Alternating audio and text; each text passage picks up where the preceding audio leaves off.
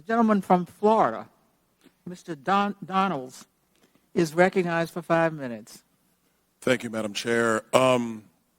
First and foremost, obviously in the committee room today, we have family members from Highland Park and from Uvalde.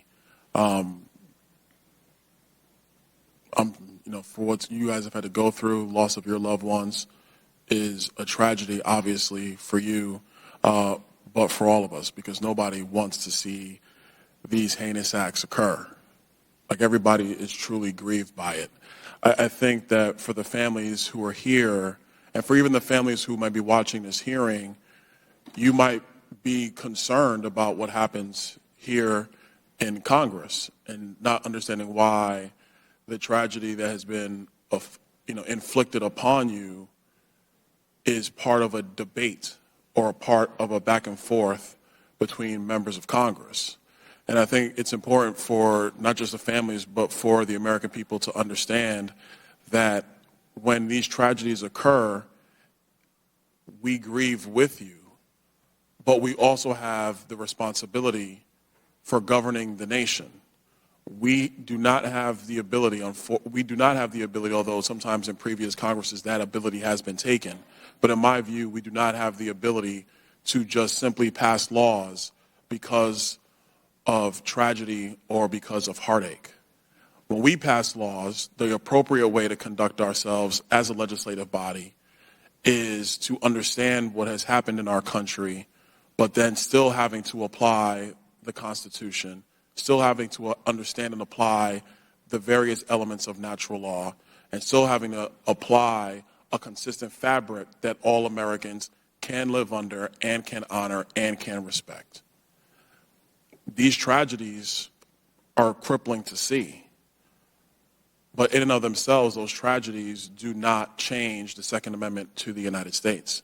I had a conversation in the hallway with one of the survivors of the Highland Park shooting.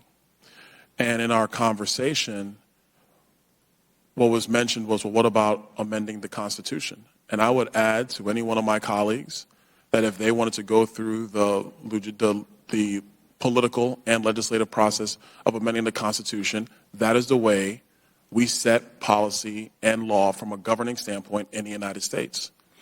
And so I think it was important to kind of make that up, because we're going back and forth between ads and gun specifications. But for the people here in this hearing, it's important to understand why these deliberations are happening in front of you. And for the people who are watching on C-SPAN or wherever, understand why these deliberations occur. Because we just can't, in my view, just pass something and just do something for the sake of doing something.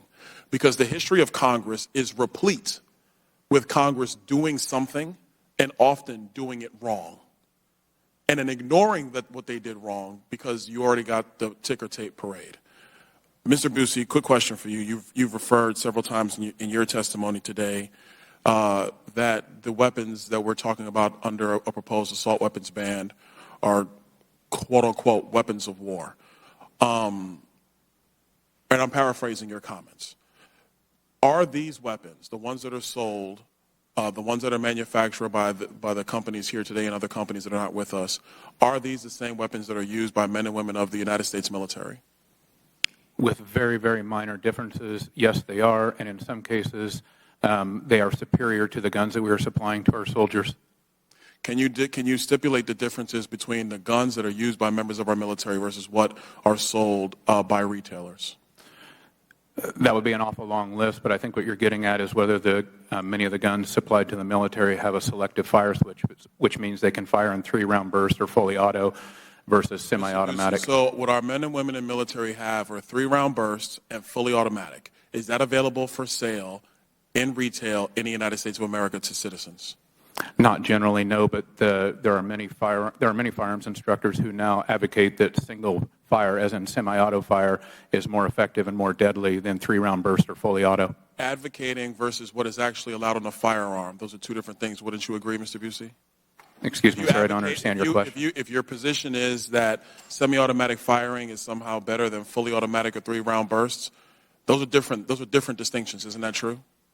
I didn't make that designation, but there are many firearms instructors, including military firearms instructors, who now advocate for single shot as in semi-auto. Ms. Okafor, the weapons that are used by the United States military, are they superior in frankly, stopping power and ability to repel forces in a military theater than what is sold on the open market today to Americans? No, sir, I don't believe so. I'm talking to Ms. Okafor, sorry. Sorry.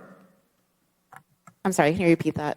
I'm a little over, but I thank the chair for her indulgence. The weapons that are sold by retailers today that are the subject of this today's hearing, are they similar in stopping power and effectiveness than what is used by members of the United States military, even though they have the same look? An M16 or M4 or an AR-15 are different in the fact that you're able to have the bursts or round bursts or the fully automatic option that's readily available to military versus having to have a Class 3 license that a civilian has to have and obtain in order to have a firearm with that capacity. The gentleman's time has expired. Gentleman.